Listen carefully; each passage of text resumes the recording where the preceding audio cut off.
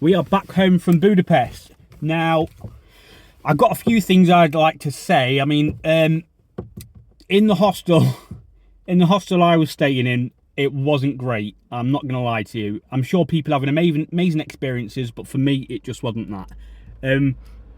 So on the on the first night when I first went in there, the guy on the bottom bunk. I was on top. He was asleep, so I didn't really get to see him. But I did notice a load of like rubbish and food and just bits and bobs all around the bedroom. But there was a lot of it, and outside the room he had loads of bags and stuff. So I'm starting to think he might actually live here. Because you got to imagine hostels are really cheap. If you're a bit down on your luck and you can't really have anywhere to rent or whatever it is, you're going to go to these hostels. Now, on the third night, I woke up to the noise of like running water, and I was like, what the hell is that? It's about 3:30 in the morning. Anyway, I'm on the top bunk, so I leant over to have a look what it was. And the bloke on the bottom was stood there, revealing himself, urinating into a teacup. Now, my immediate reaction was like, what the hell is this? So I just said to him, I said, what are you doing? I said, what are you doing? It was bad enough that he left all of his food out every time, so there was loads of flies in there. It just stunk up alcohol with cans just like left on the floor, like gone all over the carpet.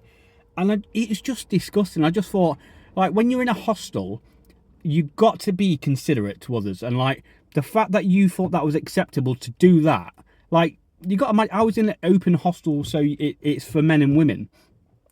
Now, you have a lot of young girls go into these places, and if you're like 17, 18, just going on a bit of a trip, the last thing you need is to be put in a room with somebody like this and having to deal with that, because it would annoy anybody. You'd be disgusted. You wouldn't want to stay there. So I ended up getting a hotel that following night because I was so tired, because obviously waking at half past 3, I had a few drinks the night before, and I was like, I need to get a hotel. There's no way that I can deal with that for another night. And yeah, just be careful with if you go into your hostel and you're not happy with what you're seeing, just go and tell them at the desk. Just tell them at the desk. They might be able to sort you out with something else or move you somewhere else. But yeah, like, I think what's scary for me is, well, not for me, but if it was like a young lass that was going in there and they was confronted with that, I don't know. I don't know what you'd even do. But when I told him, like, what the hell are you doing? He then walked to the toilet, emptied the cup out of urine, and then walks back in and just dead eyes me, just looks straight at me like I've just done something so terribly wrong or said something to him. Like, the toilet was literally a couple of more steps away, and I just think he had no like regard for anyone else other than himself in that room. And he was, like I said, he was clearly down on his luck. You could tell he might have been homeless or something like that. You could just tell. But it still doesn't make it acceptable.